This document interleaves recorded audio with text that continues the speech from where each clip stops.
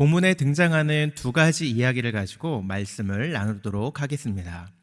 첫 번째는 모세의 두 아들의 이름을 통해 보는 모세의 인생 이야기. 두 번째는 모세를 통해 변화된 장인 이드로에 대한 이야기입니다. 먼저 두 아들의 이름을 통해 모세의 인생 이야기를 간단하게 살펴보겠습니다. 3절, 4절 함께 읽겠습니다. 그의 두 아들을 데리고 왔으니 그 하나의 이름은 게르솜이라.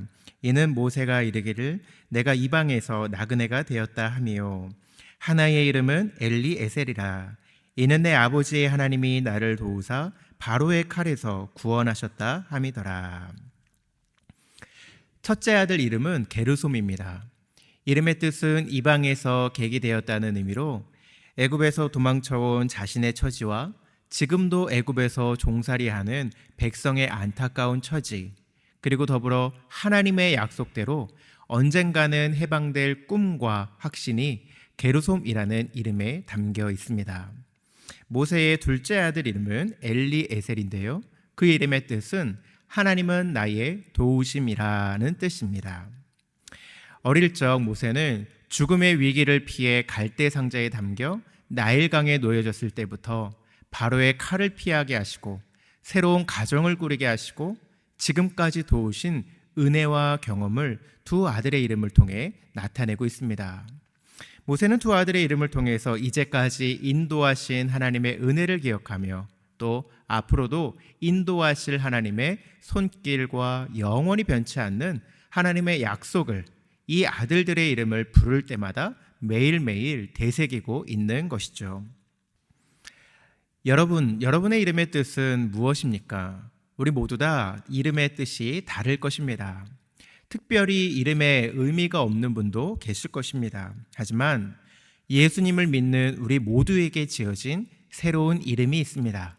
바로 성도입니다.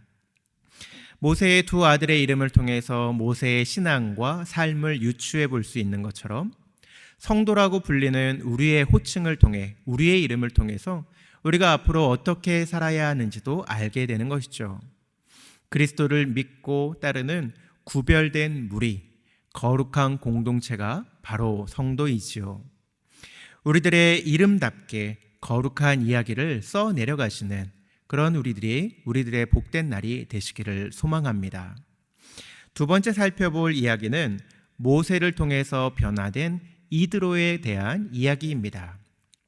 본문은 지극히 사적인 이야기를 기록한 것 같습니다.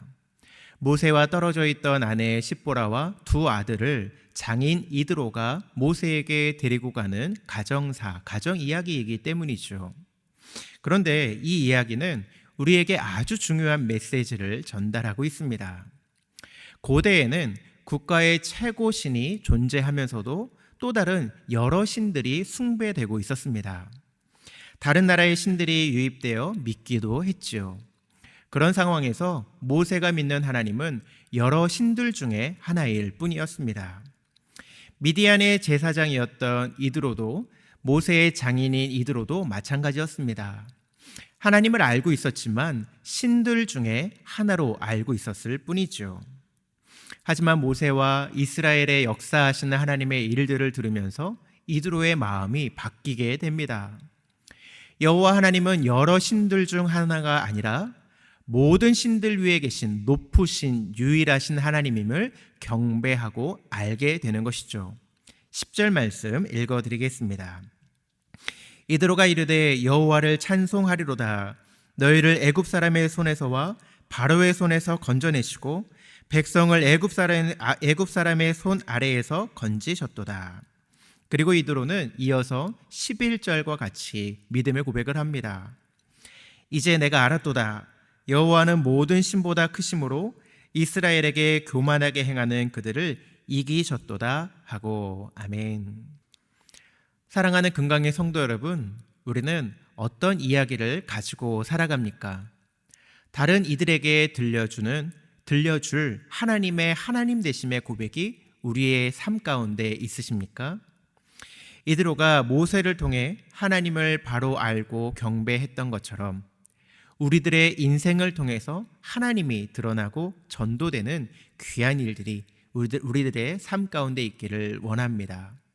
오늘도 성도로 살아가는, 귀한 우리에게 새롭게 주어진 성도로 살아가는 우리의 삶을 통해서 온전히 하나님께만 영광 돌리는 그런 즐거운 명절 연휴가 되시기를 주님의 이름으로 축원합니다.